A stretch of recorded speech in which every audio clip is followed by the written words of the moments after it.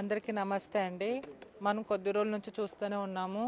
అఘోరి అనే ముసుగేసుకొని జనాలని మాయ మాటలు చెప్తూ నమ్మిస్తూ నేను అది ఇది అని ఏది తను చెప్పిన దాంట్లో ఏది ఒక క్లారిటీ కూడా లేదు. ఫస్ట్ ఆఫ్ ఆల్ అడిగిన క్వశ్చన్స్ ఆన్సర్ ఇవ్వకుండా నేను అఘోరాని అది ఇది అనడము, ఆ జనాలు అప్పుడు నేను కూడా చెప్పాను నమ్మకండి నమ్మకండి అని చెప్పాను. కానీ జనాలు నమ్మే స్థితిలో లేరు. ఎందుకంటే అఘోర అఘోర అఘోర అఘోర ఇవాల్టి రోజు ప్రతి ఒక్కరు కింద కామెంట్స్లో చూసుకుంటే అఘోరని చాలా అంటే కామెంట్స్ పెడుతున్నారు, ఎందుకు ఇలా అలా అని. సో నిజంగా ఒక ట్రాన్స్జెండర్ పరువు తీస్తున్నాడు ఇట్లా అఘోర వేషం వేసుకొని, అలాగే ఒక అఘోర వేషం వేసుకొని అఘోర పరువు తీస్తున్నారు, నాగసాధులు పరువు తీస్తున్నారు, ప్రతి ఒక్క కమ్యూనిటీ పరువు తీస్తున్నారు. ముఖ్యంగా హిందూ పేరు అడ్డం పెట్టుకొని హిందూ పరువు తీస్తున్నారు. ఆ రోజు ఎక్కడెళ్ళారండి?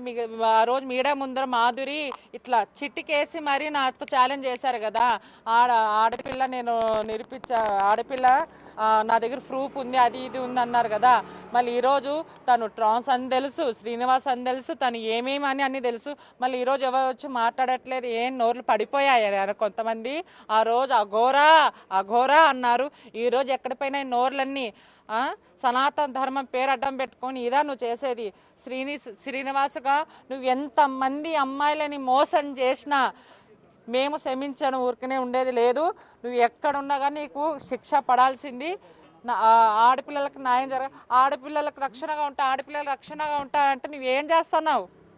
పరువు తీస్తున్నావు నువ్వు. అసలుకి నువ్వు మనిషివేనా? లేకపోతే కడుపుకి ఏం తింటూ నువ్వు ఏం కథ? అసలుకి సమాజానికి ఏం మెసేజ్ ఇద్దాం అనుకుంటున్నావు?